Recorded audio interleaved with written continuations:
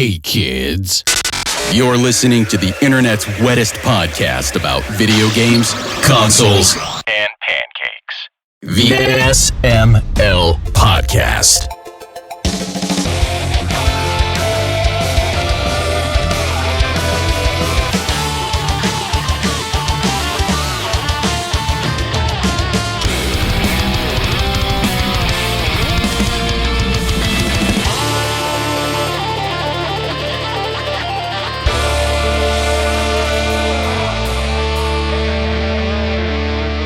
Oh, so we're waiting on our third, Jacob, who is always late. Yep, he's useless. That one of the and group. you can talk shit about him. You can talk shit about him. We're fine with that. Matter of fact, we suggest you do it. When he shows up, get really offended. How dare you? No, like you pretend son of a you're bitch. seriously offended. Maybe I have shit to do. I just want to see here. what happens if someone actually really acts offended. I just want to see what his real reaction would be. I bet it's going to be fucking hilarious. Oh, man. I guess we'll find out, because what's up, everyone? This is the SML Podcast, and we're going on with this show. Aki is here. Jacob is not here yet, but our good friend Matt Hackett is on the show. Richtaur, how are you doing, sir? Thanks so much for having me. It's good to be here. For the people who don't know who you are and why you're here. Wait, hold on. How are you, though? That was the question. Then you never answered it. How are you? I'll give the default answer, the expected. I'm fine. I'm good. Everything's great. The world's not on fire, and my health is 100%. Everything's perfect. Okay, that's good enough. All right, now we can go ahead and continue now. I appreciate that. It's all good. Aki, do you want to ask the question? No, because I already forgot what it was. Oh, Jesus.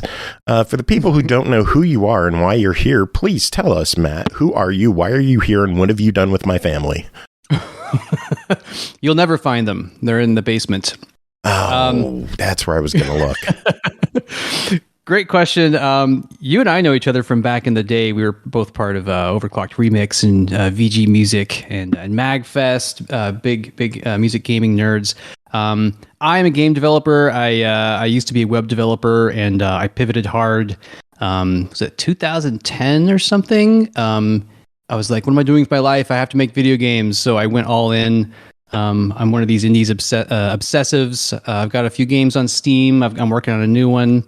If anyone's ever heard of me or anything I've worked on, it's probably through Lost Decade Games, who made a Wizard's Lizard on Steam. We also had a podcast we ran for 6 or 7 years called Lostcast, which used to be like an HTML5. It's like web tech. It's like web tech stuff, but it turned into basically just two dudes talking about games and failing at business, because eventually we went out of business.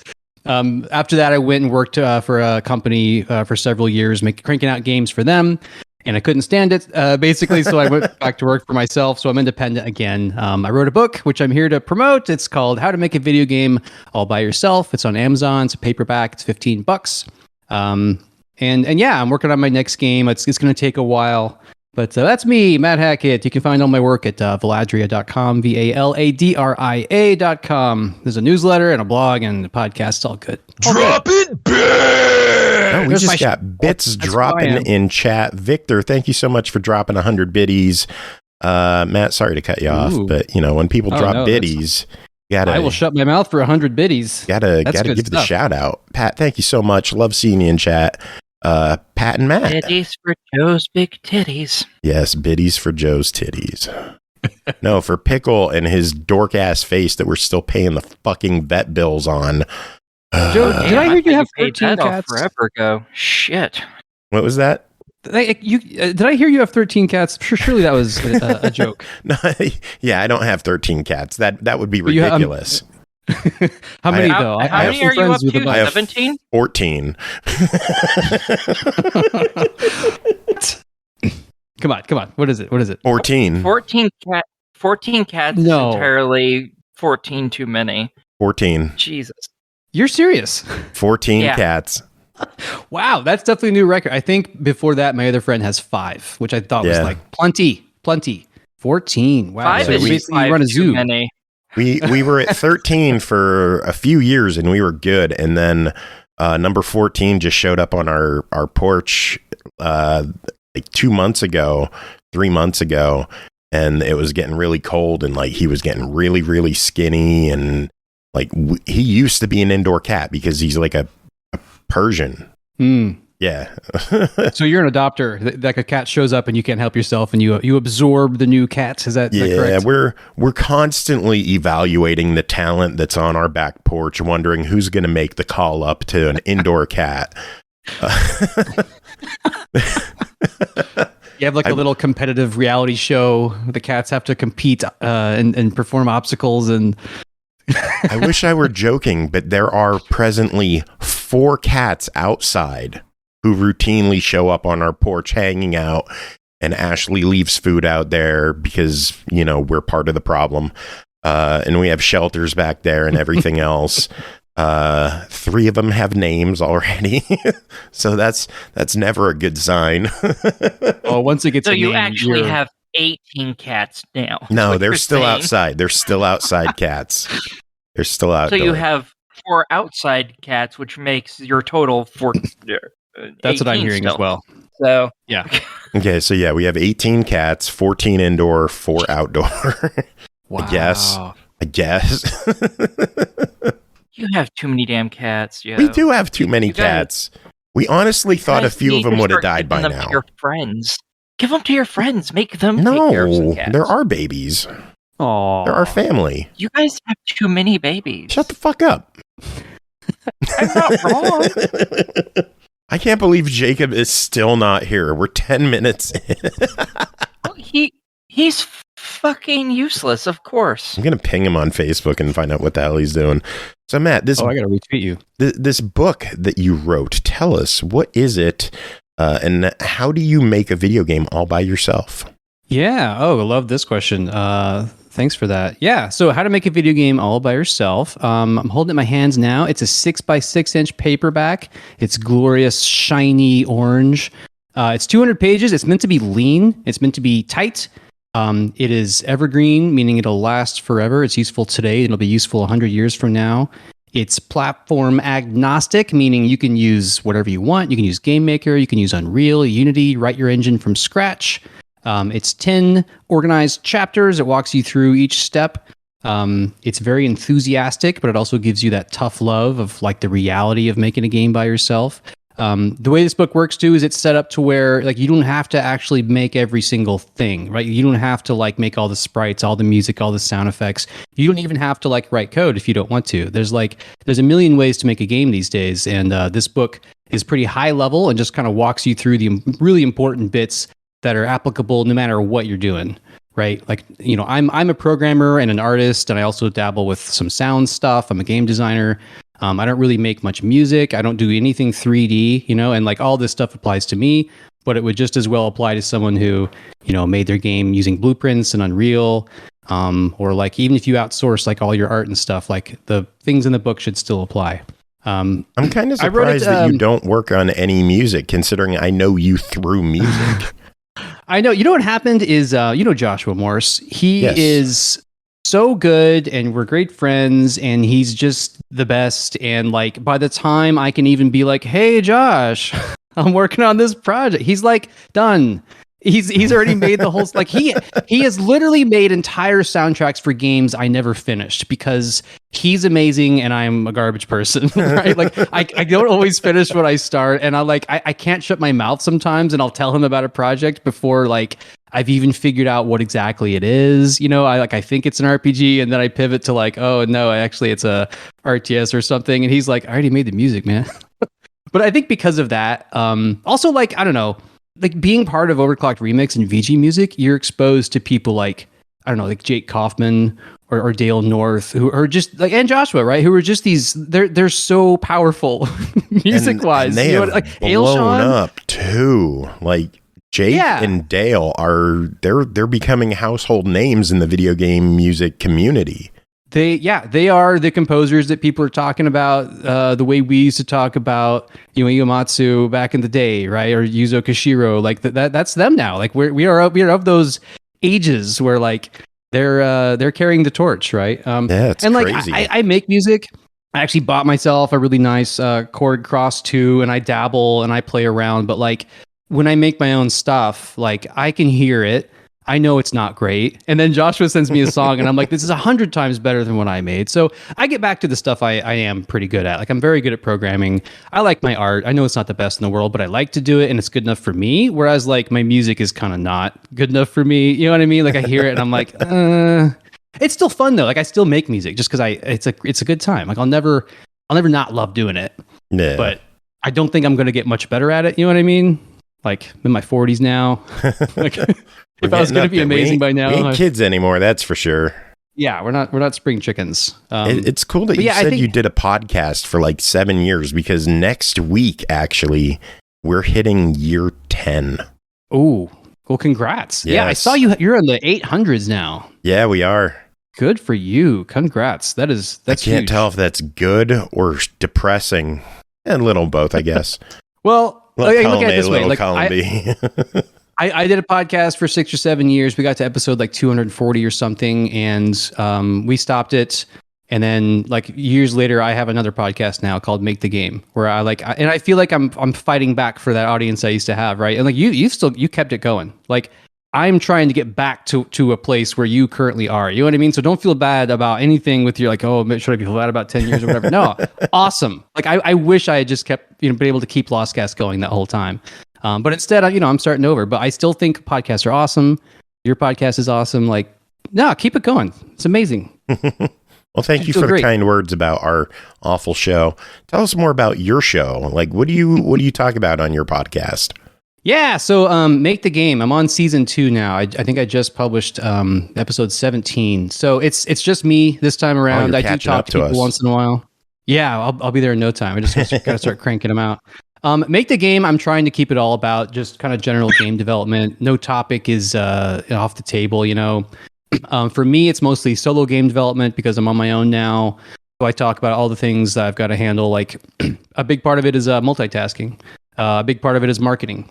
Even though I don't want to do that stuff, right? Like the marketing I don't do for fun. I do it because I kind of have to. Yeah, exactly. Yeah, we do it because we need to. That shit is so boring. It sucks. Yeah. I had a friend who described it. He was like, marketing is mostly just filling out forms. And I was like, oh God, you're kind of right. Like you're putting your game out there. And talking to a bunch of people that you'd rather not. Right. Doing podcasts. Yeah, you're typing in boxes. I mean, I want to be here. But I'm happy to be here. I'm so sorry that you want to be here. That's sad. I'm so sorry. Oh, that hurt my heart. Funny? We had so on Lost Cast we had this theme going where we called it Deprecast, and what we would do is we would self-deprecate, right? And we did this all the time enough to where there's at least 2 episodes I can think of that we called like I think one of them was called Deprecast 2. But we would self-deprecate so much that it became like a term, like a thing. And my friend and I had to physically be like, we are not going to talk shit about ourselves anymore because we're awesome and we love what we're doing, right? Like I think it was just a tweak to our outlook and how we're thinking about this stuff. But at some point we were like. With you guys, your podcast is awesome. I'm not going to listen to you without complaining about you saying it's shit because I think it's cool as hell. Well, let's just keep in mind what SML has meant for the past 2 years now. Someone might listen. So 2 years? That should tell you. You think it's meant that for 2 years? How long have I been here? Have I been here longer than 2 years? That was named on episode like 25. Really? Yeah. What was it before? What was it? What were the small, I thought medium, it was large. originally small, medium, large, and I thought it was like that for like the first few hundred episodes. No, it ended on 20. That's when we had the contest to rename the show. And I love that. It's kind of full circle. It reminds me of MAGFest, how MAGFest used to be the Mid-Atlantic Gaming Festival. Yeah. And now it's the Music and Gaming Festival. I love that. Were you there recently? Have you been to MAGFest recently? Oh my God, not in so long. I think I've been 3 times. It is one of my favorite conferences. I think the only conference I've been to as many times is maybe PAX and maybe CACs, California Extreme in California. But geez, it's been a minute, man. This most recent one, did you go? I saw Mustang went. Yes, I am what you refer to as a lumberjack. I have been to all 20 MAGFest events. Do you mean you've never been missed one? Entirely too many. Wow. There are 6 of us who've been to all 20. Wow, good for up you. until last year, wasn't there more? Wasn't last year where you lost a whole bunch of them? Last year we lost like 3 or 4 because of the pandemic, which sucks, but you missed one. Sorry. Where are they at now? You're no longer part of the quote unquote cool club. Yeah, the cool club. Did you lose your card? They tore your card up. We should make cards. Yeah, and it should have all of your names on the back, just everyone who's there. And then the moment someone's gone, just cut their card up and make new cards for all the other people. That'd be fantastic. So you went, yeah? How was it? It was good for what I got to enjoy until I got sick. And it wasn't until I got home that we realized it was COVID. Yeah. Oh, bummer, man. Yeah. So I got the cooties at the con. I feel like I'm still recovering. It feels like I'm always just constantly fighting like a sniffle for like the past month now. You probably have long COVID then. Maybe. Who knows? I'm not testing positive, so. Well, long COVID, I think, really just refers to you still have lots of the symptoms of it without actually having it because it's destroyed your system so badly. Maybe. And people can have that up to over I'm a year. gonna die soon. Maybe. You never know. Aki, you ready to take the show over? Why me? I'm terrible at 90% of the shit you do. Because who the fuck else showed up tonight? Fair enough. I guess I'm as ready as I'm ever. Richter, do you want a podcast? I'll absorb it. I will kind of like I'm doing with Lost Cat. You know what I did? I actually put a bumper. I wrote this script, so it downloads all 250 or so podcast episodes. I wrote a script that will then take the WAV files and shove a little pre-roll in the beginning of it. And I use that to like advertise my new podcast. So I'm still kind of like trying to absorb the old podcast, or at least like leverage that old audience we used to have. I think we spent $5 on a Facebook ad the one time. Ooh. Yeah. Sweet. Nothing I've happened. never spent ads before. Like I've been publishing games since 2014, like on Steam and stuff. I've never purchased any ads except for my book, which I finally purchased some. I was running Amazon ads actually around Christmas time, and they worked out great. I was shocked. Like the ads were paying for themselves. It was amazing. But that dried up after Christmas. I think it's because around Christmas time, this little, cute little book is like, oh, I've got a nephew or something, like my niece is getting into game dev, or she mentioned something about, probably Roblox, or what's that new one? The Game Maker Garage that's on Switch. I think a lot of kids are getting into like interest in game dev. And then I think my book was easy to sell around Christmas time because it's cheap and it's small, and yeah, the ads were working really well. But other than that, yeah, like I've never spent ads in anything. Who's got money for that? It's only $15 on Amazon, right? That's right. Yeah, it's doing pretty good on Amazon. What's it got? It just passed 69 reviews, 72 reviews now, or ratings. 69, nice. Yeah, just recently. 40. You should have blocked it at 69 reviews. Yeah. Just put a cap on it. I unpublished it. Shut it down. I'm all done now. We hit the max. We're all done. Wrap it up. But that was my goal from the beginning. I wanted to get 69 ratings and then shut it down. Yeah. See, now you have to get 420 because it's just necessity now. Yeah, that's just the way to go. Now you have to go to 420. It's just what it is. Yeah. Yeah, no middle ground at all. It took me 10 months to get to 73 ratings. So, oh man, I'll be talking to you guys. It'll be like 2030. I'll be like, we'll I just got going, to 420. I'm sure. As long as Joe keeps drawing breath, we will keep going because I like free games. So it's not like I'm leaving. As long as we can reanimate Joe's corpse, this fucking thing's not ending. I will Frankenstein you. I can manage. Weekend at Bernie's me. Just like put strings on my arms and be like, "What's up, everybody?" Just put some sunglasses on you. I could probably do that. I can grab sound clips and just make it pretend like you're still alive. However, I am starting to get worried about this fuck nugget. Where is he? Has he responded to any? He hasn't. I'm guessing that he just fell asleep, or he's playing Disney Dreamlight Valley. Useless fucker, Jesus. If I could punch him in the face, I'd kick him in the balls so hard. Like, I kind of want to just call him on the phone. Do it. He is so damn late. Do it. And if he doesn't pick up the first time, just keep doing it until you've done it 5 times. At some point, he will pick up within those 5 times, unless he's killed Jacob over or something. Garner. Maybe someone else already kicked him in the ghoulies. You're really doing it. Yes. Love it. And now we don't hear anything. Damn. No, you don't hear I it? heard a ring. I heard one there ring. we go. We heard it that time. Okay.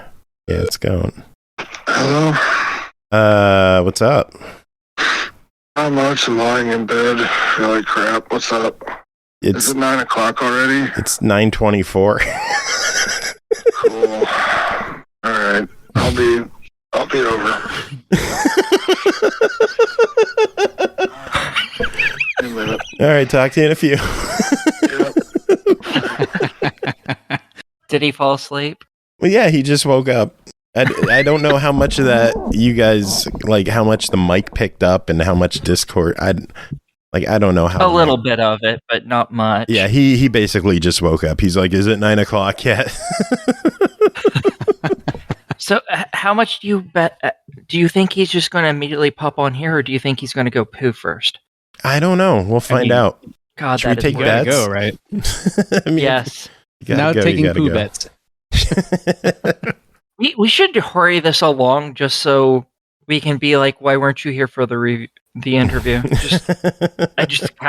I want him to be here completely after the interview just so we can rag on him the entire rest of the episode. Nah, I like Kick Matt. me I out like having Matt whenever here. you want. Yeah. Well, Tell us if more. it makes it funnier. What are you doing these days, game wise? What are you working on? We're Xbox fans on this show, so we got to know: are there any Xbox plans for any of your games? Yeah, 'cause fuck Xbox PlayStation. It's probably, I would call it like tier 2 console to get on as far as like ease for indies. From my understanding, is the easiest one to get on right now is Nintendo Switch, which by easy is still, when you compare it to publishing a game on Steam, is still way, way harder. Yeah. Right? Like it's like night and day. Like, I've got a Steam, I don't have a Steam page yet for my next game. It's called Witchmore. But I do, like I've paid the Steam fee and I've entered the, like we were saying, marketing is just typing into forums. Steam has like 1,000 forums you have to fill out before your Steam page goes live. Switch has some kind of backends, I believe, that lets indies kind of fill in some information, but I think you have to go through like a human, which slows everything down, right? And Xbox has had, ever since back in the day, on Xbox 360, they had Xbox Live Indiecade, right? Messed that up. XBlig? XBlig, wasn't that what it was called? Xbox Live Indie Games? Yeah, that one. That was a godsend for indies back in the day. I don't think that exists in that form it used to anymore. Isn't ID at Xbox basically the... Yeah, that would be the new... Yeah, that'd be the new way to do it. And, again, you like, as far as I know, you have to like go through people and you have to be, approved and all that. Also with consoles, there's sometimes they insist on you getting and paying for an expensive rating, whether it's ESRB or something else. You have to pass more certification like QA. Sometimes they have more localization requirements. A lot of times there's work required for your game to change things from like, press the A button needs to be off, on Xbox, that's actually the Y button and all that stuff. If you have graphics that shows a gamepad, it needs to be an Xbox gamepad.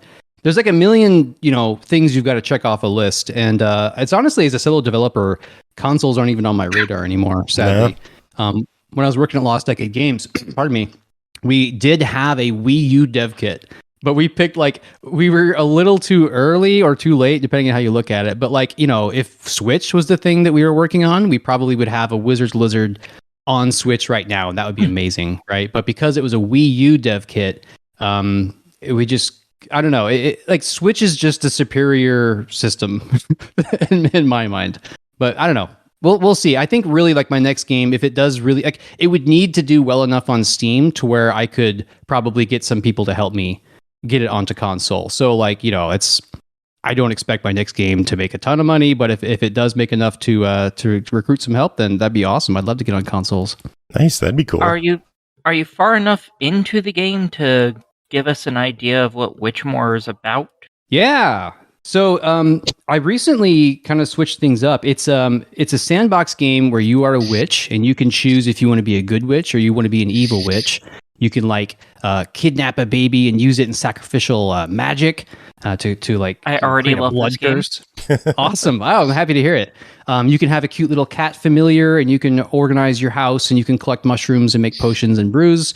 And I'd always plans to have some roguelike elements to it. Where there's like grottos you can go visit and dungeons you can explore.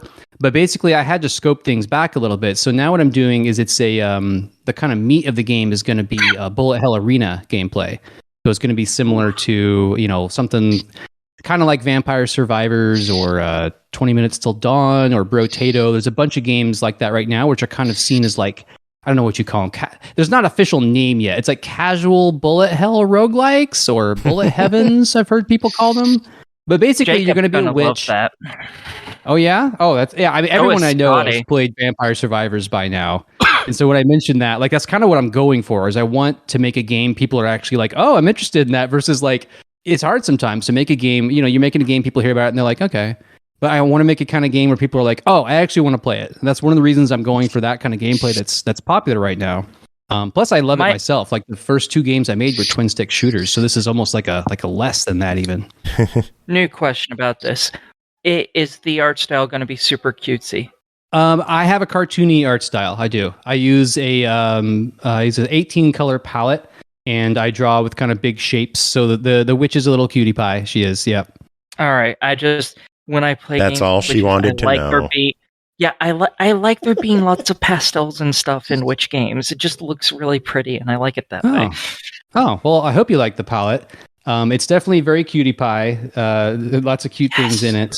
A Wizard's Lizard. You say you may have heard about that one. I did the art for that one. Familiar.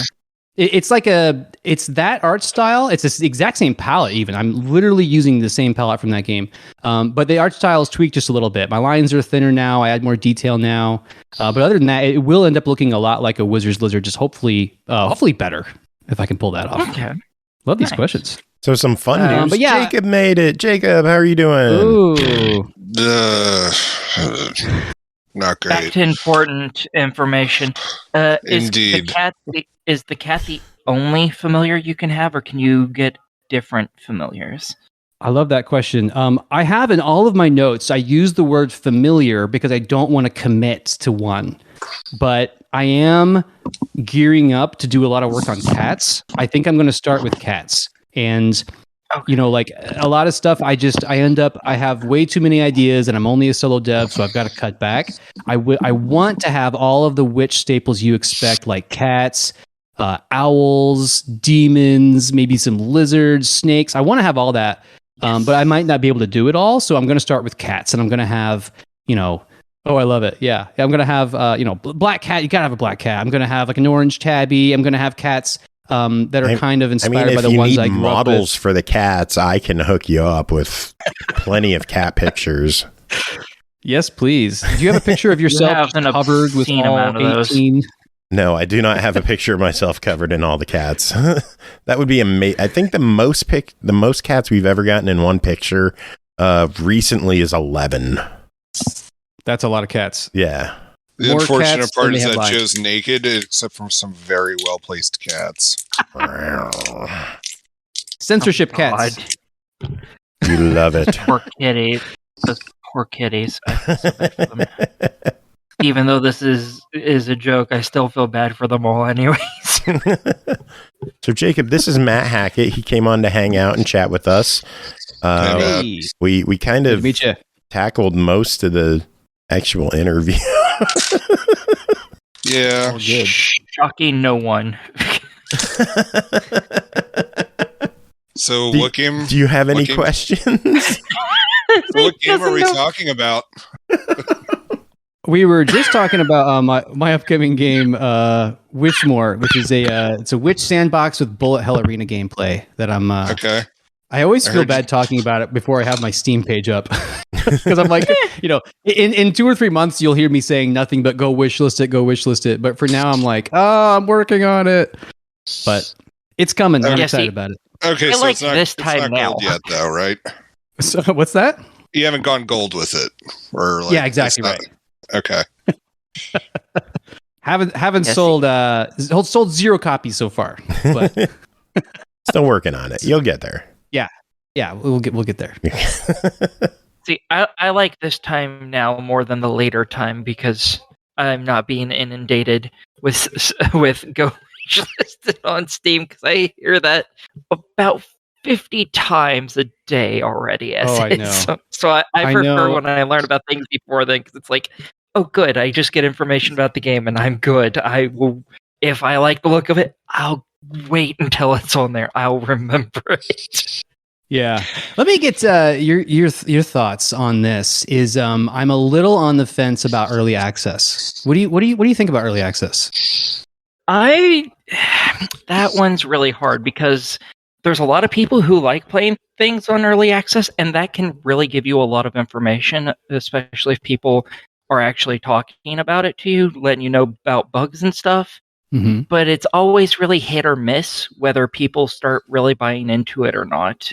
And then on top of that, if any of them are really willing to talk about it instead of just being like, oh, this game sucks in the end. Because lots of people just on Steam are not what I would call remotely useful. So I'm always conflicted about that. I think it's a good idea if you can do it, just because there's a chance that something good would happen. However, that also has a tendency to eat into people's bottom line, because usually you want to sell it a little cheaper during early access because it's not the full game, and they're going to be dealing with bugs and stuff. So it's really more, can you afford that? If so, I think price some during benefit out of early it. access is a really important thing. We mentioned Vampire Survivors. Do you think Vampire Survivors would have been as massive as it was if it weren't $3? Like, what if it were a $10 game? I don't think anyone would have bought it. Yeah, I think you're right. If it were $10 from the very beginning, I don't think any of us would be talking about it. Not to say it wouldn't still be a great game. It's just that it wouldn't have taken off the way it did. Mm-hmm. People really like getting things as deals. So, do you have this habit on Steam, or like, do you notice that you are like, I'm not going to buy anything full price ever in my life? You know what I mean? Like, me personally, I am on Social Security disability, so yes, I refuse to buy anything that's over $20 or more than, unless it's a Gundam model, 50% off. Yeah, those I don't have a choice. But yeah, no, I wait for 50% or better deals and for them to be under $20. But that's because I'm a little tighter for money than most people. So for me, that's a big thing. For the average person, I think obviously everyone likes a deal if they can get it. But then you have people like Joe who are psychotic and just buy everything. Yeah, they buy everything immediately, Not and then everything. It sits the there. Stuff I really want, I'll get right away. Oh. Joe, how many games do you currently have? He has like 6,000 games. He's probably played a couple 6,000. I'm pretty sure you said you had 5,000 and something. I do have 5,000.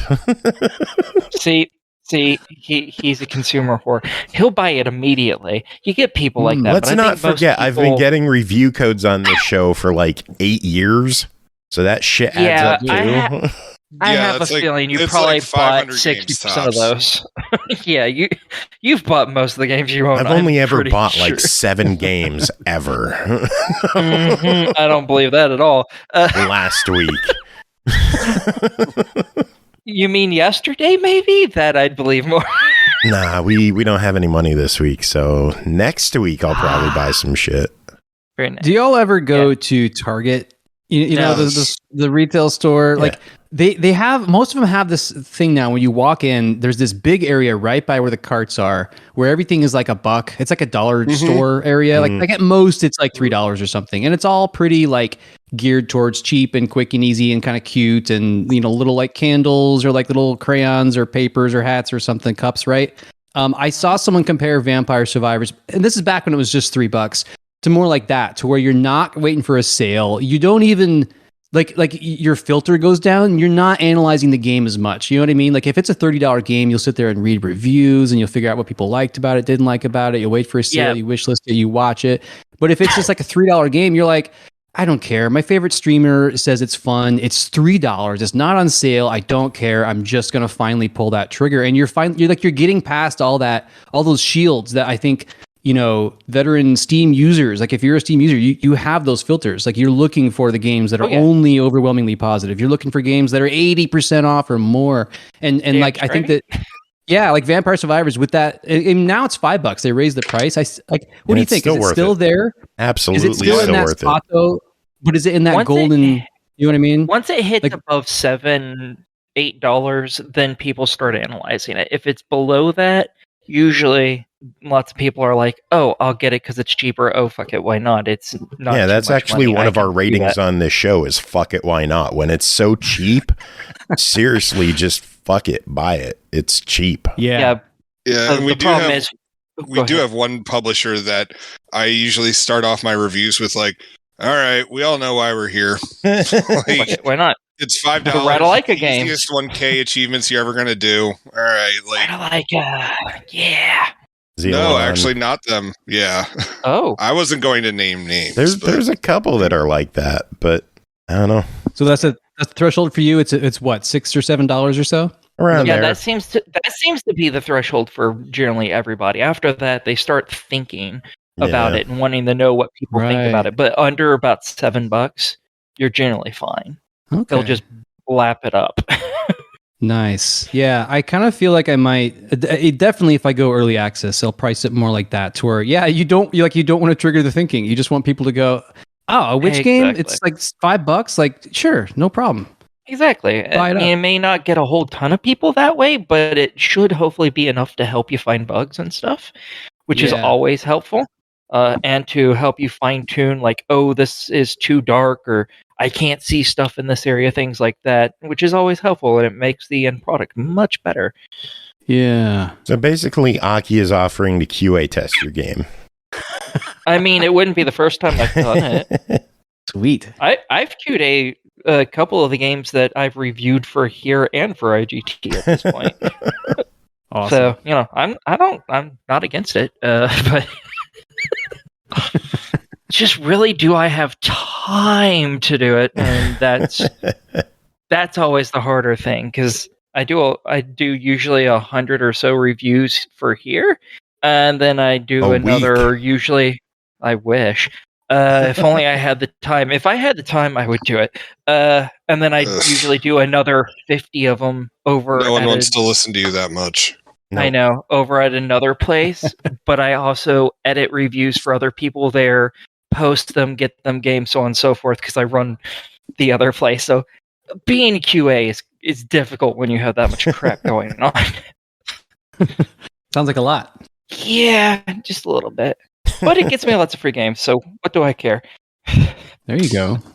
I've bought maybe 20 games in the past 2 or 3 years, so I'm doing pretty good. All right, now how many Gunpla have you bought? In the past 3 months, 21. I've actually no, a 24th or 24th is just, or 22nd just came in. You're not helping your case. You're just digging that hole deeper. Yeah, I buy more Gunpla than I do games at this point. And no, we are straying far from the topic at hand, but Matt, yes. we got to get on to news. Did you want to stick around, chat news with us? Sure. Cool. Are you kick me out whenever you want? But yeah, we'll kick you out when it's review time, because no one wants to sit around for that shit. I don't even want to sit around for it, and I'm doing 2 of them. Yeah. I mean, we could kick you out too if it makes you feel better. Me? Can you kick yourself out? Can you kick your own butt? Joe, you have to be here. I'm not giving you that option, but Jacob doesn't. No, he has to be here for his reviews. But news, did y'all see the Xbox and Bethesda Developer Direct this week? No. Nope. I saw a developer direct, but it didn't just focus on Bethesda, I don't think. I mean, it had Arcane or whatever studios in there. That's Bethesda. For Redfall. Oh, it is? Yeah. Oh, okay. Yeah, I did watch that. It existed. It had like 5 or 6 games it showed. Yeah, I did not watch the direct because I slept through it. I did catch all the notes though. There's only like you said, there's only a handful of games that were actually shown off. They showed off a game called Hi-Fi Rush, which is a brand new game from Tango Gameworks and is available right now. On Series on Game Pass, and PC on Game Pass. It is a rhythm action game. Has anyone played it yet? I think Scotty has, but none of us have. You will like it though, Joe, because it's very much a rhythm based like Sunset. Oh yeah, I've seen the soundtrack for it. It looks great. I'm very eager to get to it once I actually have time. Ooh, rhythm and action. Interesting. Yeah. Has anybody played Pistol Whip by chance? Nope. No. Isn't that for PlayStation? Yeah, well, it's a VR game. I don't know if they've released it yet. Just like standard PC, but it's a shooter game, right? It's sort of like John Wickish or something. Like you're shooting baddies, but it's to the beat, right? So it's like got a rhythm element to it. Anyway, it just made me think of that. I haven't seen that. That sounds interesting. Yeah, I was gonna say it was like I thought it was like a PlayStation VR game because I remember like the announcements and trailers for it, and I was just like, "Oh man, that looks awesome!" But I'll never get a chance to play it. It is currently on Steam. It came out a couple years ago on Steam. Came out on Steam. It might be Steam VR, perhaps. There's a fair amount of games that kind of like. There's this game I play with my wife and some friends a lot called Demio, which plays like a classic like Dungeons and Dragons style board game where you're moving your pieces around a dungeon and dungeon crawling, fighting dragons and whatnot. And it was VR only for a long time, but they recently bridged that gap, and now it's on Steam just like desktop. So like all of a sudden I can play it with almost all my friends, right? Whereas it used to be just my friends, a few friends who had a headset. But like it's the kind of gameplay where it doesn't have to be VR. Like some games sort of have to, like Beat Saber, I don't know. Like would that work if it weren't VR? No. But Demio works great. Yeah. Like, and I'm not sure about Pistol Whip. Like maybe you could play it with a mouse or gamepad. I don't know, but it definitely works great with VR. But yeah, High Rush looks pretty cool. I like the integration of the rhythm stuff. That's cool. Yeah, I'm eager to give that one a go. And it's been taking off. It's been getting pretty popular. It's been getting a lot of positive buzz online. So maybe this is an early surprise success for Microsoft for the year. They showed off new footage for Minecraft Legends, which looks like it's a PvP strategy game. It's going to be releasing on all platforms April 18th. Strategy. That's wild. Jacob, what the hell are you doing? I'm not doing anything, dude. Are you messing with your mic? No. I'm just sitting here, pantsless. What the hell's clicking so much? Pantsless, you dick. Redfall is launching Series X and S on it doesn't matter. Redfall is launching on Series X and S on PC May 2nd. Nice. Lots of people are going to be happy about that. I am worried that it's a full price $70 game. I don't know. How accessible will it be to a single player gamer? That's what I want to know. I don't think it will be. People keep suddenly out of nowhere are saying that it's less like Left 4 Dead and more like Far Cry, which I don't really see that at all. I still very much think it's going to be a Left 4 Dead type game, just with vampires. Because even in all the gameplay they showed during the direct, it was like, okay, this is still Left 4 Dead. So I don't think if you're playing a solo, I don't think you're probably going to enjoy it that much. That seems to be a very, grab some friends, go enjoy yourself type of game. Yeah, we'll find out more in May, but then they showed off some Elder Scrolls Online stuff, and I tuned out completely. Can I say? Yeah, I saw ESO and I skipped it. I'm sure Elder Scrolls is a perfectly cromulent game. I'm glad people like it, have fun with it. But like, I almost resent it because I just know that it's taking up some development time that they could spend on 6. Elder Scrolls 6, and that's like all I care about. Like, I will always pay attention a little bit to Bethesda news going on, even though I play Elder Scrolls, and that's almost all that I play from them. But I am like a ravenous beast. Like the moment Elder Scrolls 6 comes out, like when Skyrim came out, this is the last time I've done this in my life, probably ever. Which time? Yeah, right. Yeah. Which one of the 100 releases? The one that came out with, I guess it was the first one. The big dragon. Like I went all out. I was like, I loved Oblivion so much. I got the like collector's pack that came with all the crap. I'll never do that again. Like I was at a GameStop at midnight. It was like I'm never gonna do that again. But that's how ravenous I am for Elder Scrolls 6 news. So I'm like, Elder Scrolls. Oh, it's online. Whatever. See, that's me. If I was going to be interested in the ESO games, or the Elder Scrolls games, I'd probably be more interested in ESO because it doesn't have anywhere near as many bugs. You know what's funny? I kind of like the bugs. Not a mess. Like Lots of people do, and I don't get it. Like, okay, I will admit that like Oblivion had this bug that prevented me from completing one of the guild quests, which is like this massive multi-step a quest to get an achievement, and at the end it was so bugged out I couldn't earn the achievement. That sucks, and you don't want those kinds of bugs, but the kinds where they're just hilarious, I find them charming. And like I almost prefer them. Like it makes me a little sad when they get too stable. Like I want more bugs in my Elder Scrolls games. It drives me nuts because they've had the exact same system and they've been working on it for over 20 years and they still can't put out a game that isn't riddled with bugs. You'd think they'd figure something out. At some point, they would learn 1 + 1 = 2 instead of 87. No, Aki, when your game comes out, I'm going to look forward to reviewing it. Do you know what I've been watching recently are these classic postmortems. I recently watched the one from Qbert, and it was so interesting to hear them, the developer, talk about like we got to the point where we had so much memory. We had 100 bytes of our kilobytes of memory, 100K. It was so much we couldn't even know what to do with that. What do you do with 100K?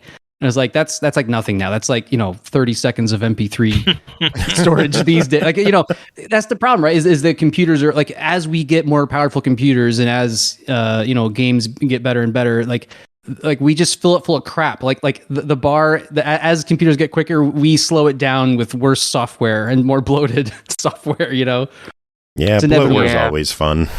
Oh, yeah. So is planned obsolescence, but, meh. I think my phone is going through that right now. Like I don't get Facebook notifications anymore. I don't get email notifications anymore. It just doesn't do shit that I want it to do anymore. I think it's telling me Factory reset it. I have so much music on there. Have you tried turning it off and turning it back on? Multiple times, dickhead. Yeah, usually if you factory reset it and put everything back on there, it'll start working significantly better. Yeah, I just don't want to. Have you don't blame you.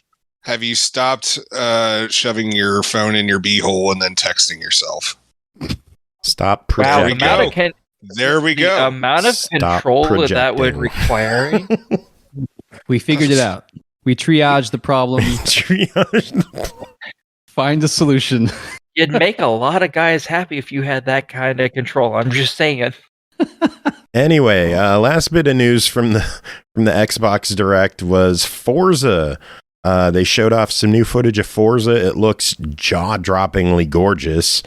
I am just worried, like the last one. Yeah, I am worried that they're now just saying 2023 instead of spring 2023. So I don't know if it'll come out when it's ready. It's fine.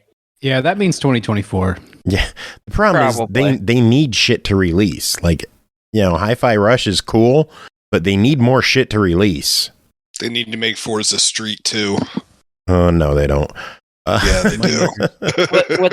What they need to stop doing is being like, look how pretty the cars are in this already photorealistic game that is now the next game is photorealistic, just like the last one and the one before that. That's not a selling point anymore. Yeah, Forza has always been a visual showcase. So they're not going to stop that with the new game, with the new hardware. Yeah. Well, I'm not saying don't make it like that. Don't tell us about that because we already know that. That's like being like, oh, this new football game has football in it.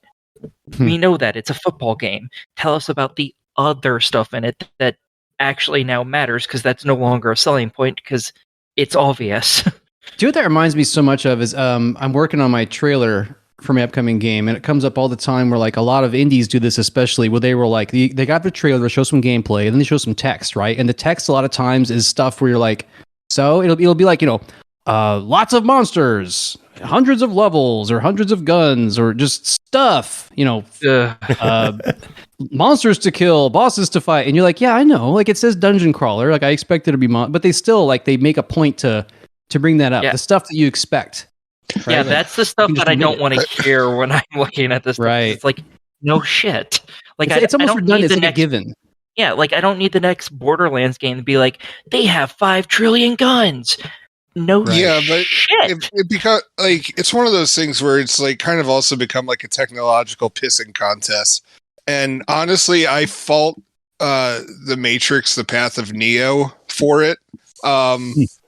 Which is, I know it's pretty far out of left field on this, but if you recall the marketing for it, they were kept constantly bragging about how you could have 1 million different characters on the screen all at the same time, and there wasn't graphic slowdown, and like all that other kind of shit.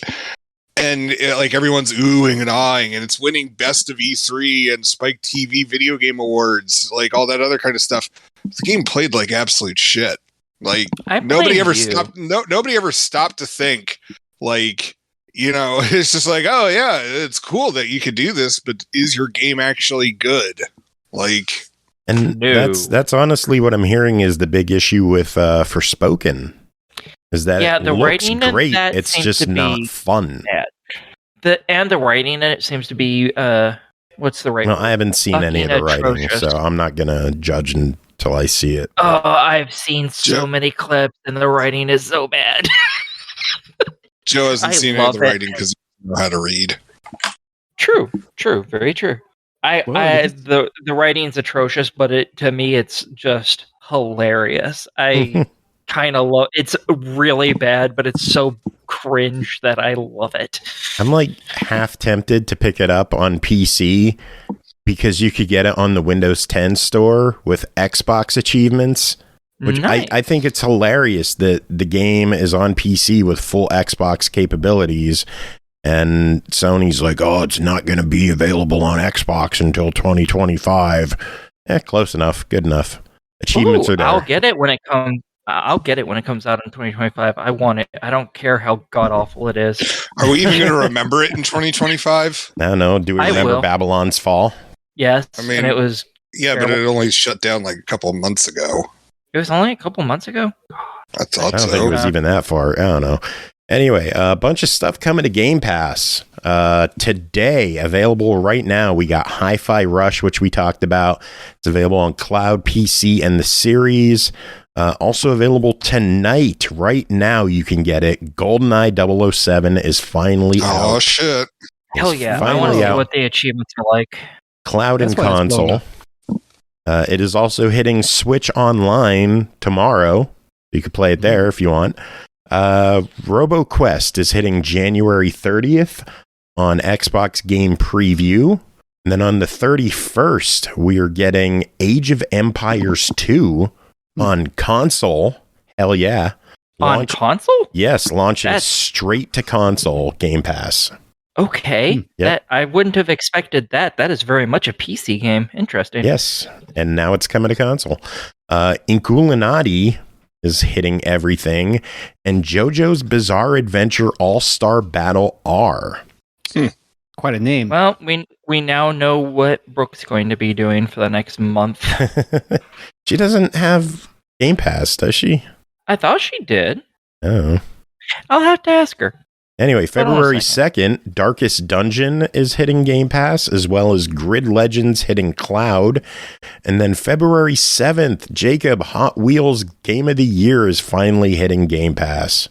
I already own it twice. Oh, it's going to be on Game Pass. Yay. I mean, congratulations to all the people who are now going to play it now that the game is done releasing all DLC and you can't go back and get any of the racing season cars. Yay. Leaving Game Pass. We mentioned these last episode, but we got to tackle them again just to remind everyone. Donut County is leaving, Telling Lies, Worms WMD, and Taiko no Tatsujin, the Drum Master, are all leaving Game Pass on the 31st, February 1st, somewhere in that area. So some they're of all that gone. is just really sad because some of those are really good games. Like, What happens with those? Do they become paid, or are they just no longer on the platform at all? oh, they're still you can there. still You can buy them. Yeah. They're Okay. just not on Game Pass anymore. Yeah. I see. That would suck if they just delisted them completely. Like, fuck I would- you. You never yeah. have to play I'd this be shit. Pissed. I may have to sign up for Game I'd be Pass again. so pissed. If you are worried about the fact that Taiko no Tatsujin won't be there, keep an eye on our Twitter because next week we'll be starting our SML 10th anniversary contest. And Taiko is just one of the currently 87 different games available in our prize pool. People are going to win a lot of shit. I am jealous of at least one game on that list. There's 'Cause I've seen the list, people. It is amazing. there's been stuff added. Oh shit! You're gonna have to show me the updated list just so I know how jealous I Updated? need to be. Updated. What's the correct word? Updated. Coming to me. Updated. Yes. Send me that. Shout out to Ubisoft, who just today came through with gold editions for Assassin's Creed Valhalla, Far Cry 6, Immortals, and Watch Dogs Legion. Okay, I'm very jealous. All right. Gold editions, people. You get it all. So pay attention to when that contest starts. It is going to be good. Sweet. Let's see. Crystal Dynamics is pulling the plug on the Avengers. The game will end development with the 2.8 update on March 31st. All in-game purchases will be ending and all in-game content will be made free. Spider-Man will stay exclusive and Sony can still eat a dick. Support for the game will end completely on September 30th, though it will remain playable. It will be removed from sale. Damn. Yes, so Yeah, Avengers I mean, is going away. So I'll finally pick it up, before the end of September. But You could find And it then you for under get everything for $10. free. oh, dude, I'm just gonna buy it digitally. I don't give a shit. Yeah, and then you'll have I wonder if that also includes all the brand new characters and stuff. I don't know if they were paid for or what through something else, or if that was just free in the shop as well. I don't know. I haven't fired up the game in a long time. I'm disgusted that you even had the game, I but fired it up once when it was with Game Pass, and I was not impressed. You're surprised I Okay, have the that's- game? no, not surprised, disgusted that you have the game. There's a difference. How about the fact that I I'm got not the surprised. collector's edition for like clearance prices? I got the Captain America statue over there. I got the Hulk bobblehead. I'm ashamed and disgusted now. Thank you. Good. Good. Some crazy news. Justin Roiland is out at Rick and Morty as well as resigning from Squanch Games for all the shitty shit that he did. What do you guys think of all the news that came out about him? Honestly, It I was doesn't shock me. Yeah, it like my wife said, like once you figure out like who all he voices in cartoons, she was just like, oh yeah, that makes sense that he's a piece of shit in real life too. Yeah, I found out that he does lemon grab for Adventure Time, and I was just like, huh, explains why he's so fucking annoying. Yeah, I didn't hear exactly what happened, but I heard the news going around. He got arrested for domestic violence. Ugh, that's And they're also looking into him for online messages that he sent to someone who is apparently a minor. no. Oh, great. Of course. Of fucking course. Yeah, Why, yeah. Why can't people be good? Because people are Sorry. disgusting creatures. Yes. Yeah, no word on what this is going to do for High on Life, considering that just came out last month. The people working on it said that they were going to continue ahead. He has nothing to do with it anymore. But Yeah, he they're gonna resigned keep completely working to from make it better. Squanch. Yeah, Oh, but that's the they one with said the they're going to talking continue gun. it. So yeah, well, I think he's all of the talking guns. No, I think he's just one of the guns. Really? Maybe That's two. it? Yeah, they have celebrities voicing other ones. I know JB Smoove is one of them, I think. Oh, cool. I have no idea who that is. He was If in you Pootie heard Tang. him, you would. He's on Curb Your Ah. Enthusiasm. He's like the housemate. Okay. Anyway, last bit of news I have is that Journey to the Savage Planet is getting an Employee of the Month re-release on February 14th with 4K and 60 frames per second on the Series X and PS5. The Hot Garbage DLC is included, and it's a free upgrade for existing owners. Saves do not carry over, so you'll have to start fresh on this one. That sucks. Yeah. So that means that there's going to be 2 separate achievement lists for it? Probably, yeah. Ugh. Why? That's usually a selling point for some people. Yeah, I know, but... So yeah, that's the news I have. And either of you have any news? Or Richter, any news? Rickadog, any news on your end that you would like to discuss with us? Jeez. I was recently talking to a friend on another podcast, and they were like, what were your favorite games from 2022? And I'm like, I just drew a blank. I'm like, games. What came out in 2022? I don't even remember 2022. Yeah, exactly. It's like you guys might be joking. You guys might be joking. I legitimately do not remember anything but one game that came out last year. What was it? The Plague Tale Requiem, and that's because I bought the collector's edition. That's the only reason I remember it. Otherwise, I don't remember any game that came out last year. I've played so many that they all just blend together into one massive. I played games last year because I probably played like 4,000 or 5,000 hours of games. I have no idea what I played anymore. Wow. Yeah, 2020 up until now has just been like 1 year, and so it all blurs, and I'm like, I don't know. It's just 2020 Part 4 right now. All I play is Spelunky 2, and that's it. I play Disney Dreamlight Valley. Sweet. And then we play review games, which I guess we should move on and tackle. Whoa. News. I asked if you had news and you didn't say shit. I didn't get a chance to because you were asking our guests. Hurry up, out with it then. Co-host. Come on, chat. Hurry up. So anyway, they released the roadmap for the rest of for the first half of this year for Disney Dreamlight Valley. Unfortunately, I don't have my computer handy, so I don't have like an exact listing. The news you're saying is useless. Okay. Joe, would you be able to dig it up real quick? No. Oh, come on, Joe. Come on, man. Do it, Joe. Let him have some use. Let's see. February. They are. Oh my God, the text is so small on this thing. Let me open it up. Meet an exceptional new villager and a special Samoan. Oh, they posted on Steam. I see it. Then April, we got Lion King. Isn't it? I was gonna say, no, Snowman. Oh my God. I'm telling you, the picture I'm dealing with has like super minuscule text. I was just like, what the fuck are you talking about? They already got people from Moana on there. I shared the picture. You could load up the picture and see how friggin' tiny that text is in the picture. I can't read that shit. It's like the subtitles at the very beginning of Risen, the new port that they put out. Oh my Lord. They were so tiny. I was playing Dragon Quest Builders on Switch. I had to like get out a magnifying glass to read the pop-up menus. The text was so damn small. Like when you make your game, make sure all the text is readable. Yeah, or my wife can at least mess with the size of it. Yeah, she's always saying that. She's like, make your text bigger, or like an option. Yeah, like why not make it an option? All right, Joe, where's this picture that you found? In Twitch chat. Oh, in Twitch chat. It's on True Achievements. It's on. Oh my Lord, you're. Yeah. April, Lion King. Early summer. I think you mentioned that a princess races into the valley, which you had your guess being who? It's Vanilla. She's the only one that fits. It's Vanellope from Wreck-It Ralph.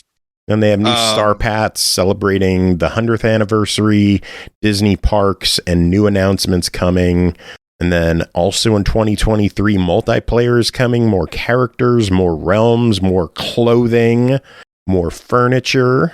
I'm not gonna lie, I'm not excited about the multiplayer. Like, I mean, it's one thing if it's like a Fable 2, you can invite the other person into your world kind of thing, but I don't want this thing turning into like some actual MMO.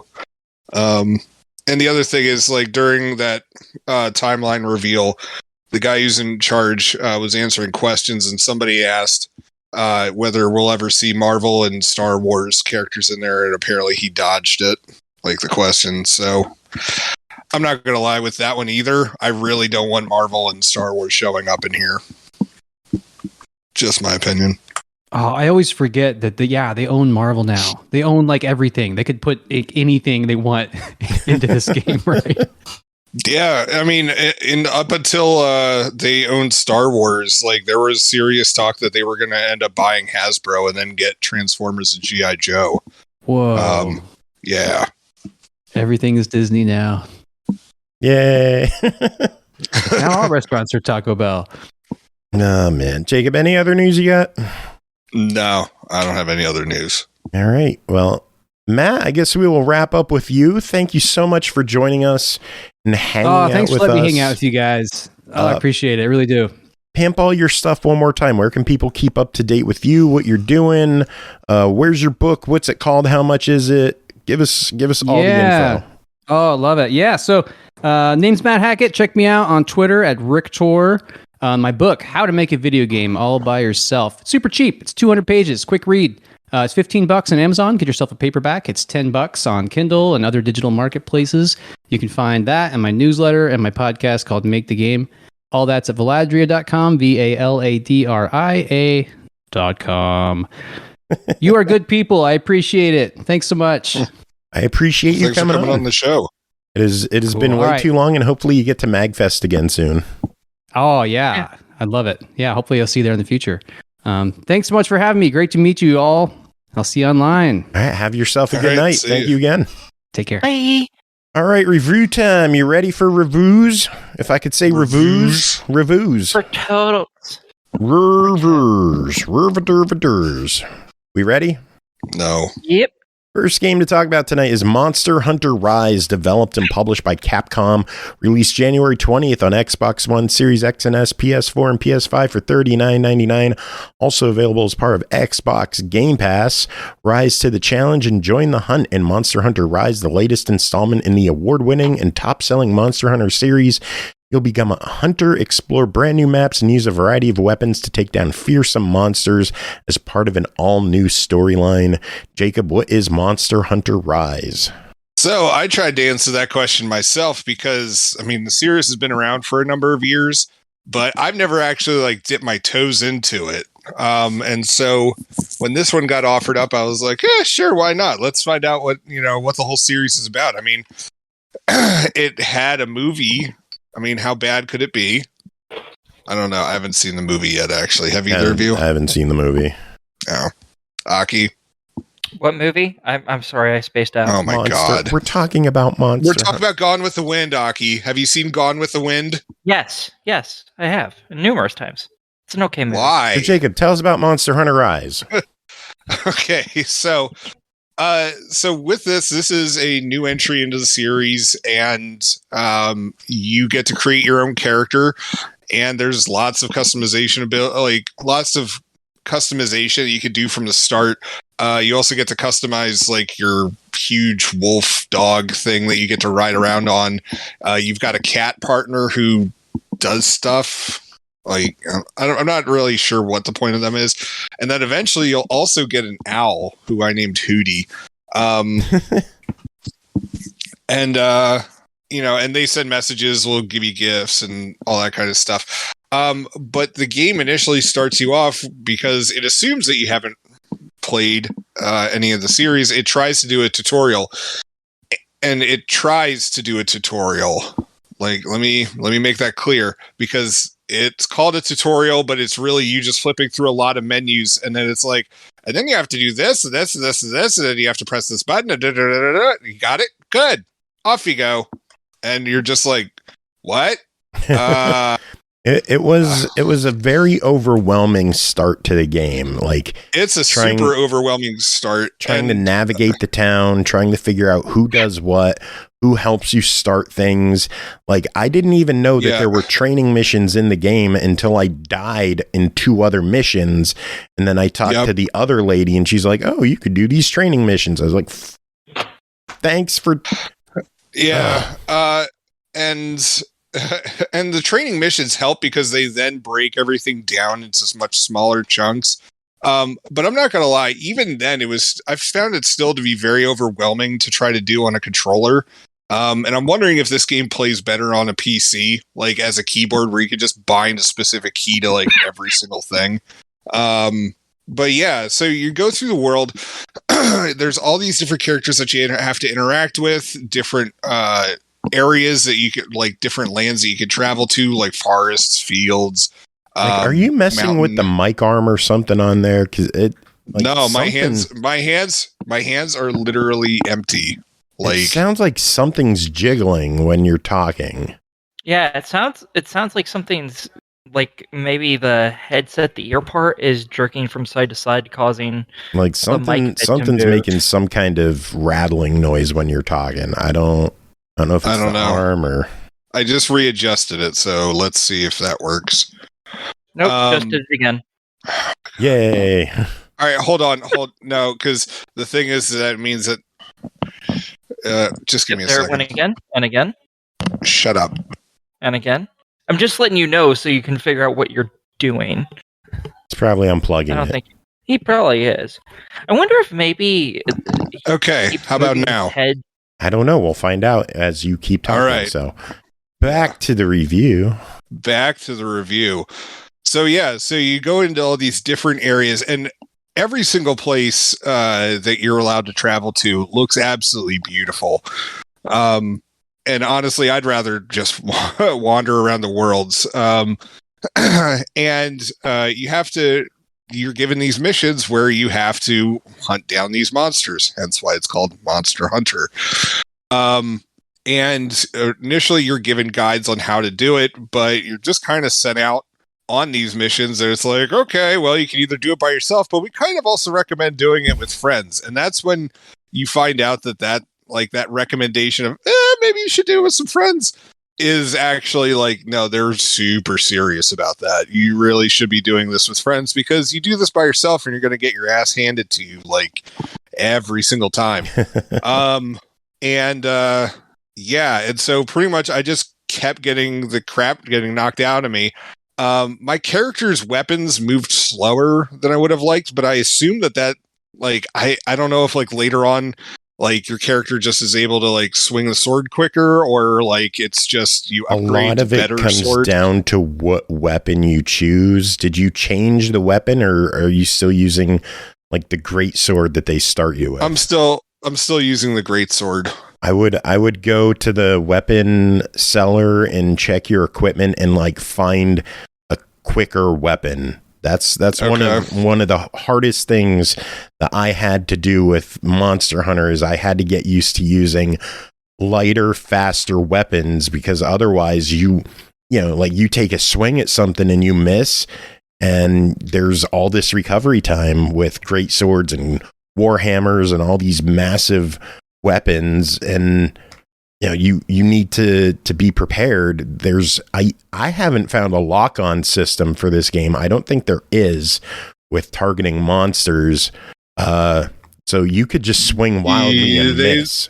No, they said that there's one to aim your camera at it, but it's not like a permanent lock. I forget. Yeah, it was the left bumper, but I know if you hold that, that's like how you switch your items, and like everything is so convoluted with the controls in this game. I would constantly find myself mashing X to attack, but that's to use an item, where Y is attack. And so you'd end up using all your health before you even like needed to do it, and you still haven't swung your sword, and they just knock the shit out of you, so you're on the ground. And there is, when you get knocked down and staggered, you'll get taken out easily, and they'll cart you back to the beginning of the level, and you'll lose rewards, and you'll have to start all over. Yeah. So, I mean, as a newbie, it's definitely a frustrating experience. I'm assuming that seasoned veterans of the series are already used to this kind of gameplay. But I'm not going to lie, as a newbie, it kind of turned me off, like from wanting to explore like the series further. And so, honestly, like if you are going to get it, and it's not that this isn't a competent game, I mean, it looks gorgeous, and I'm sure if you can get a good party going of other people to play with, like this thing's an absolute blast. But if you're trying to do this solo, like forget it. Like, I mean, one of the benefits, the biggest benefit with this game is that it's on Game Pass.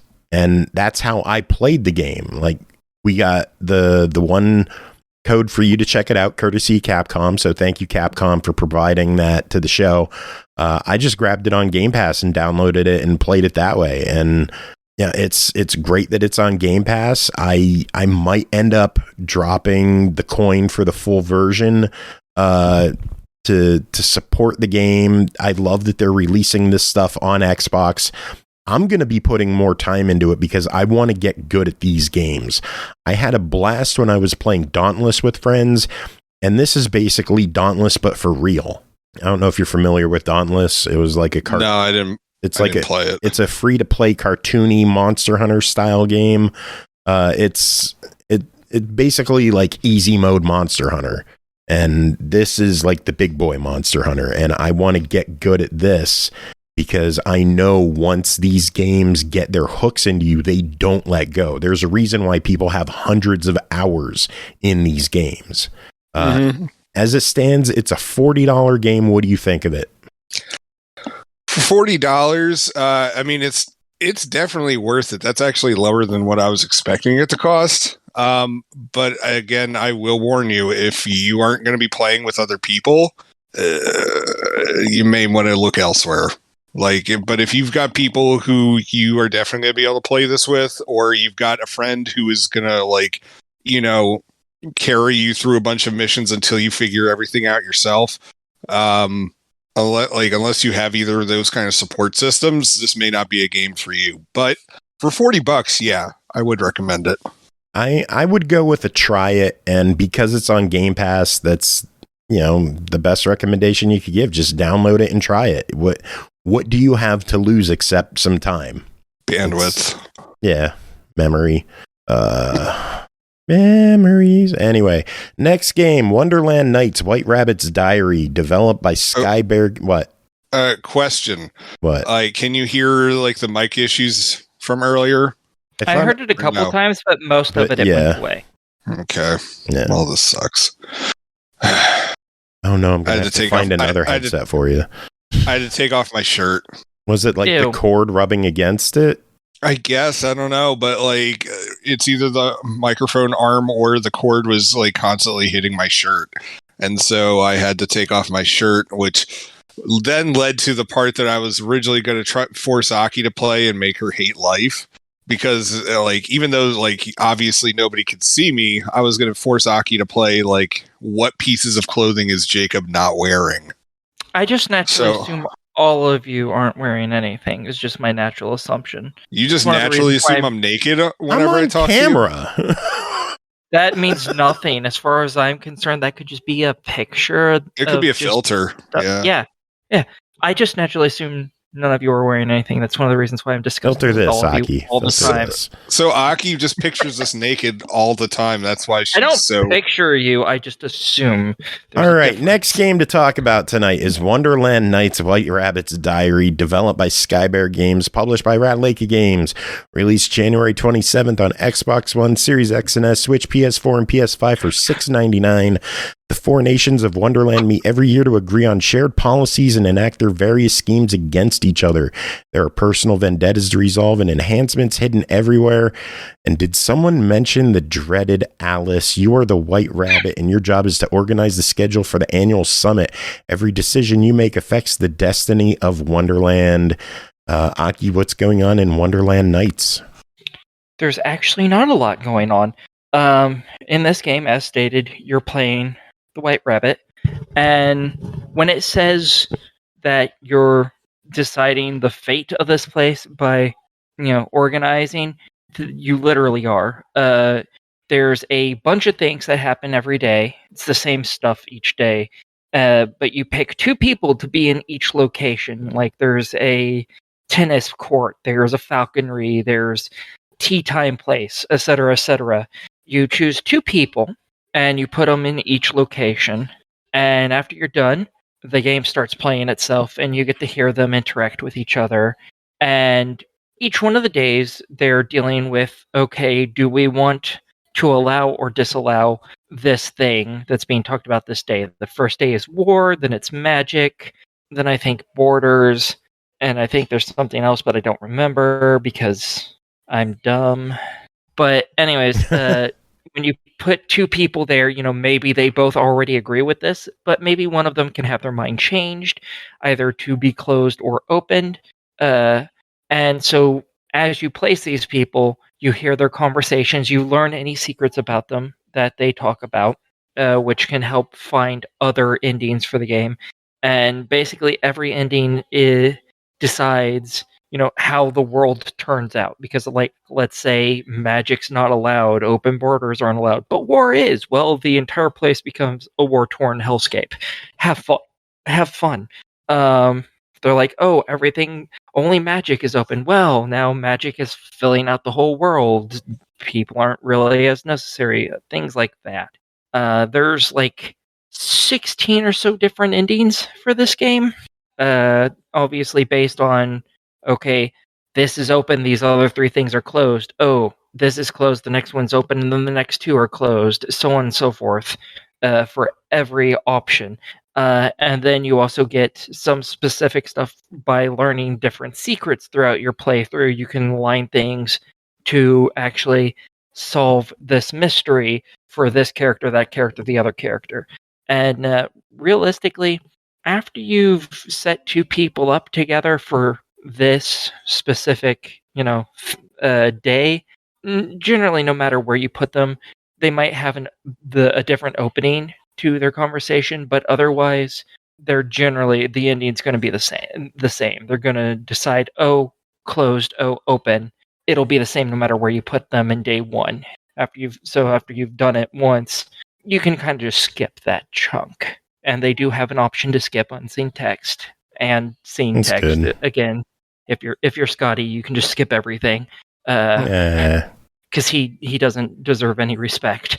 So yeah, the game takes a couple hours to go through all the different options, really, because it doesn't take any real time. Once you set all the people, it plays through each thing, and you can hit A, and once you're done reading a section, just skips to the next part and just keeps going and going. So if you're a fast reader, this is a very fast game. If you're a slow reader, not as quick of a game. It is voice acted.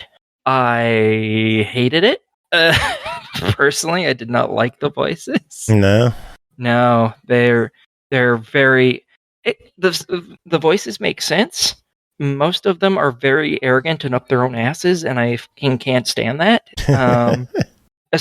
Especially since they're very loud British, but not the hoity-toity type, not posh. They just are arrogant. They might as well be rednecks, as far as I'm concerned. So I don't particularly like the voices, but I really like seeing what they're saying to each other. So I just made them stop talking and read it, because all the different things you learn are pretty interesting. You get to interact with the Queen of Hearts. You get to occasionally interact with the Cheshire Cat, with the opium smoking caterpillar, whatever that thing's name was. I used to remember its name, but I don't anymore. You get to interact with all of them, as well as a bunch of characters you don't know, because the movies and the book never really dealt with the other kingdoms.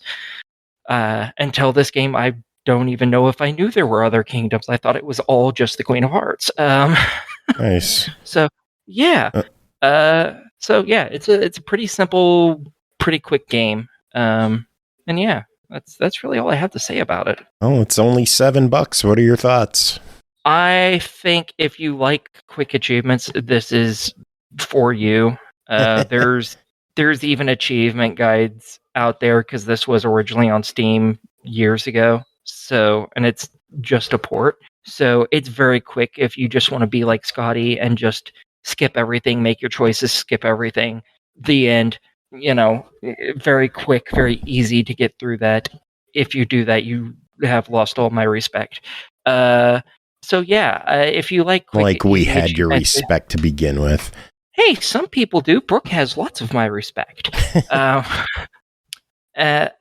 So, if you like quick achievements, easy achievements, this is definitely for you. There's nothing hard about this. All the achievements are related to getting endings and things you have to do in order to get those endings.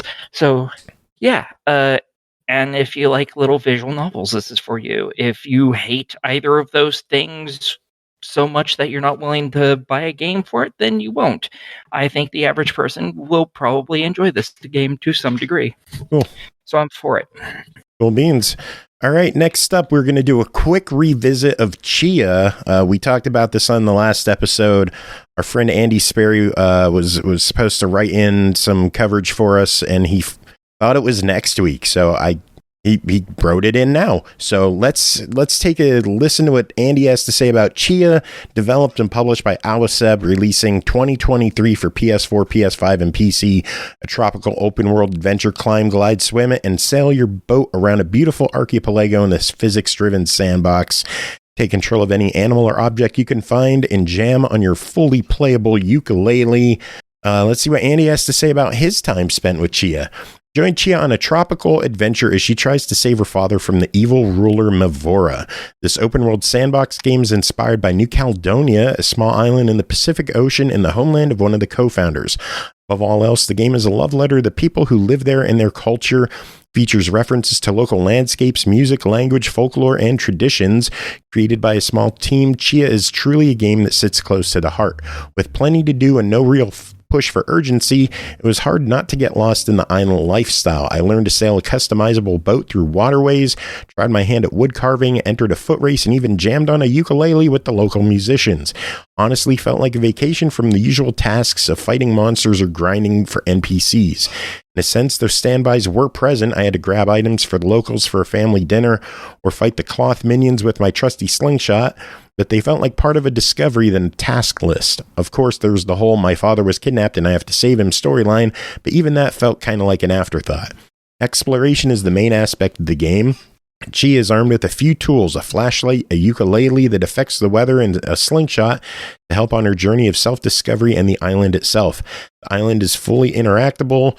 A player can climb, glide, and swim through every corner of this tropical world. Actions are all based around an upgradable stamina meter similar to the most popular open-world games. She is also a special child, having newly discovered ability to soul link with items and animals close by. Take control of a bird and fly through the air, discover pearls on the ocean floor as a sea turtle. There's over 30 animals and tons of objects to interact with that help Tchia solve puzzles and uncover secrets about the island. The names and details of the places that inspired the game have changed, but overall you really feel like you're exploring New Caledonia while playing. The soundtrack is influenced by local sonorities and performed by traditional artists. The game features characters voiced by local talent in the native languages of French and Drehu. Tchia is truly inspirational and different from the usual fare put out by independent companies. As said before, it's a love letter to the islands, the people, and the culture from which its story originates. If you're looking for an enjoyable, relaxed time with plenty of exploration and secrets to uncover, I would suggest giving Tchia a look when it's available later on this year. Take a look and decide for yourself when it comes out on PlayStation and PC. Thank you for reading this review from Andy Sperry. So, Andy, thank you for sending in your thoughts. Glad we were able to get on this episode, but we got one final game to talk about tonight, and that is called Shoulders of Giants, developed and published by Moving Pieces Interactive, released January 26th on Xbox One, Series X and S, Switch, and PC for $19.99. Simultaneously control a sword-wielding robot and a gunslinging space frog in Shoulders of Giants, an explosively colorful sci-fi roguelike. Play alone with a friend or as part of a 4-person team cutting through waves of enemies on a quest to rescue the galaxy. Jacob, what is going on in Shoulders of Giants? So you are this little frog guy controlling this huge mech. And what I thought was kind of neat about it is that like the mech has its own attacks, but like the little frog guy who's piloting can also just like whip out like a 6-shooter and like just start blasting away at everybody else. So I thought that was pretty cool, but pretty much you are tasked with going to these planets and saving them from this like alien mystical like life force thing. Then like, so what you're doing is that you're going to all these planets, killing all the bad guys, and then it like nature gets restored to the planet, and then like you blast off to the next place. Wash, rinse, repeat. and all of the mission, like Joe and I, like were discussing it like the other night, and we thought like they're all procedurally generated or randomly generated, I should say. With it, so we're not totally sure. Well, it bills itself as a roguelike, so I'd imagine that it's all randomly generated every time you play. I know when we would go to the mission selection, it seemed every time we would go to pick missions, they were all different, 3 different missions. So every time was just something different to do. Yeah. But so like we only did conquest missions. Well, like was there like any other type? I don't know. I just kept doing the easy ones because we sucked at the game. Yeah, we did. I did pretty good. I remember a couple of games where I was alive the whole time. You know what? Shut the fuck up. I saved the planet like that one time, so eat my ass. Anyway. But you died like a loser. Anyway. So solo play, we weren't doing so hot, so we teamed up to take on it, and we still weren't doing too hot. However, we did have a string of successes where we did manage to save a couple of planets. But yeah, like the combat in it, as I said, most of it is going to be having a robot attacking these like alien things, whatever they are. And honestly, I loved just like slashing with like my huge sword and just like doing these spin attacks, and like it's all very flashy. Now, whether you're going to get your ass kicked, that remains to be seen. But yeah, and then you could also use your frog guy too, like to zoom in and take more precise shots at people from who were farther away.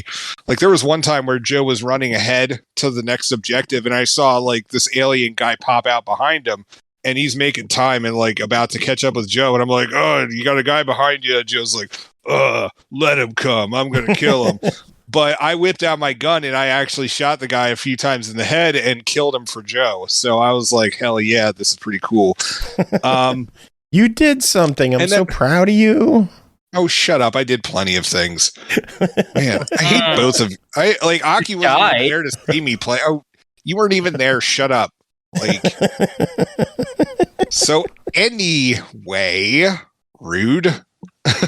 But yeah, so after you kill like the bad guys in like whatever area, like you'll have a chance to get all these new pickups, which will grant you like new abilities, provided that you have the energy to support them. And like some of these things could be shields or health packs that automatically generate, or like different types of weapons, or just new attacks that you could use with your weapons. And yeah, like honestly, like the game concept I think is really cool. I just wish that there was a way to just dial down the difficulty a little bit. But despite dying a bunch, Joe and I were having a blast with it. I was having a really good time with it, especially once you finally start earning some XP and putting points into skills. Yeah, it makes the game more fluid. It makes the game faster. I wish it wasn't so hard to get XP. I wish the progression was faster. I know that they want to encourage replayability and teaming up with friends and putting a lot of time into it. I don't have the time that this game seems to want, unfortunately. Right. Which is my biggest concern with the game, that people are going to want to play it, but it's just too slow progression-wise. I hope they listen to feedback, maybe increase the XP gain a little bit, maybe be a little kinder if you die during the mission. Overall, $20. I enjoyed it. I thought it was a really good time. I don't plan on deleting this one anytime soon. I want to play more. Yeah, and for $20, even though I'm usually a cheap ass, I agree with the $20 price tag. I think that's fair for what you get. Yeah, it's a solid game. I enjoyed it. Cool. All right, that is it for this episode. We made it through. Richter mentioned our friend Joshua Morse, so I'm going to play something from Joshua Morse this episode. Okay. Aki, I'm not wearing any pants. I'm just with you already, so that doesn't really affect anything. Nor am I wearing a shirt. Just some undies. I hate you both. This show is over.